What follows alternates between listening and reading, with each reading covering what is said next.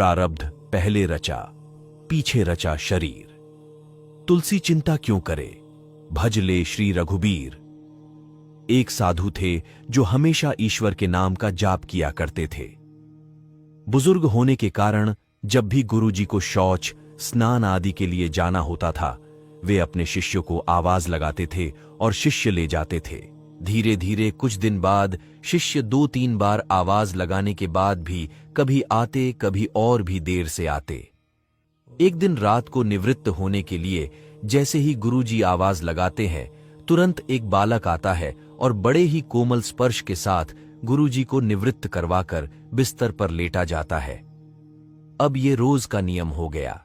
एक दिन गुरुजी को शक हो जाता है कि पहले तो शिष्यों को 3-4 बार आवाज लगाने पर भी देर से आते थे, लेकिन ये बालक तो आवाज लगाते ही दूसरे क्षण आ जाता है और बड़े कोमल स्पर्श से सब निवृत्त करवा देता है।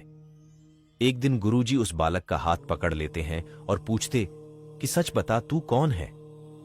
मेरे शिष्य तो ऐसे नहीं हैं। बालक के रूप में ईश्वर ने साधु को अपना वास्तविक रूप दिखाया। साधु रोते हुए कहते हैं, हे प्रभु, आप स्वयं मेरे निवृत्ति के कार्य कर रहे हैं। यदि आप मुझसे इतने प्रसन्न हो तो मुझे इस कष्ट से मुक्ति ही दे दो ना। प्रभु कहते हैं, प्रत्येक व्यक्ति को उसके कर्मों के अनुसार जीवन मिलता है और वह अपने कर्मों का फल भोगता रहता है। यही कर्म फल का सिद्धांत है। प्रारब्ध का अर्थ ही है कि पूर्व जन्म अथवा पूर्व काल में किए हुए अच्छे और बुरे कर्म जिसका वर्तमान में फल भोगा जा रहा हो। साधु कहते हैं कि क्या मेरे प्रारब्ध आपकी कृपा से भी बड़े हैं? क्या आपकी कृपा मेरे प्रारब्ध नहीं काट सकती है? ईश्वर कहते हैं, प्रारब्ध 3 तरह के होते हैं। मंद प्रारब्ध मेरा नाम जपने से कट जाते हैं।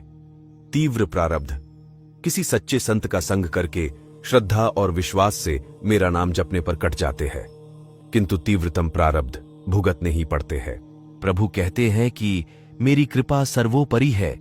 ये अवश्य आपके प्रारब्ध काट सकती है, लेकिन फिर अगले जन्म में आपको ये प्रारब्ध भुगतने फिर से आना होगा।